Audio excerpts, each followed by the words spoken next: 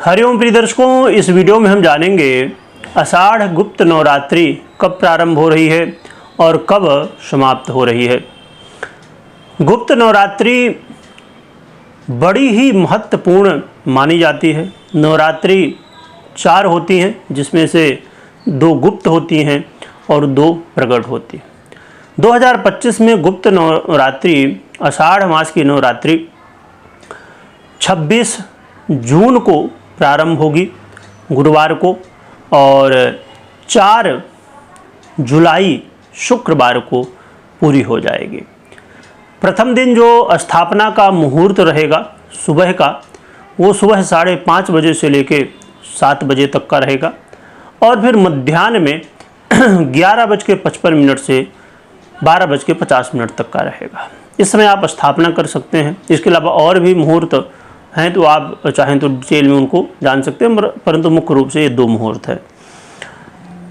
गुप्त नवरात्रि बड़ी महत्वपूर्ण हो जाती है क्योंकि आप इसके नाम से ही जान रहे होंगे, गुप्त नवरात्रि।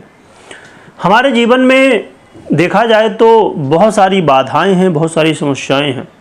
तो सभी बाधाओं, सभी समस्याओं के निवारण के लिए माँ जगदम्बा की आराधना की जाती है। आपके जीवन में शत्रु बाधा है, आपके जीवन में धन की समस्या हो, या आपके जीवन में आप चाहते हो कि आपको हमेशा विजय प्राप्त होती रहे, आप आगे बढ़ते रहें, तो सभी कामनाओं के लिए माँ जगदम्बा की आराधना की जाती है। विशेषकर शत्रु विनाश के लिए, हमारे जीवन में जो बाधाएं हैं उनको दूर करने के लिए माँ जगदम्बा की आराधना की जाती है। परंतु गुप्त नवरात्रि में कहा जाए तो ये एक ऐसा मौका है जो आप आराधना करें, साधना करें, तो उसे गुप्त रखें। नाम से ही समझ पा रहे हो। और गुप्त नवरात्रियों में आज के समय में तो जो सोशल मीडिया का समय है और इन्फॉर्मेशन का समय है, जिसकी वजह से लोगों को मालूम पड़ जाता है कि गुप्त नवरात्रि चालू हो रही, जो कि पहले के समय में लोग जानते ही नहीं थे, बहुत कम जानते थे। क्योंकि ये जो गुप्त नवरात्रि होती है, इसमें ज़्यादातर तंत्र मंत्र यंत्रों की विशेष रूप से साधना की जाती है। और गुप्त नवरात्रि एक ऐसा समय है जिसमें आराधना करने से, साधना करने से जो हमें फल मिलता है वो बहुत ही शीघ्र और बहुत ही प्रभावी होता है, और हमारे जीवन में उसका रिजल्ट जो है ना, बहुत जल्दी दिखता है।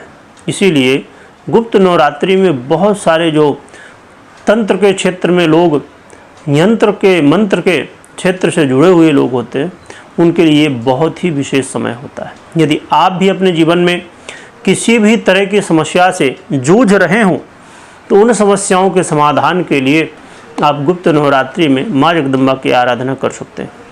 यदि आप लोग कमेंट करेंगे, ज़्यादा कमेंट आएंगे, तो किस समस्या के लिए कौन से मंत्रों की सहायता से, किस विधि से हमें कौन सी आराधना करनी चाहिए, माँ जगदम्बा की किस मंत्र से आराधना करनी चाहिए, जिससे हमारे जीवन की वो समस्या दूर हो, चाहे वो धन की हो, चाहे शत्रु बाधा की हो, चाहे रोग की हो, चाहे यश प्रतिष्ठा की हो, या किसी भी तरह की समस्या, उसके लिए कौन से मंत्र से आराधना करनी चाहिए, कैसे क्या करना चाहिए, तो वो भी वीडियो आपको प्राप्त हो जाएगी यदि आप लोगों के कमेंट आते हैं।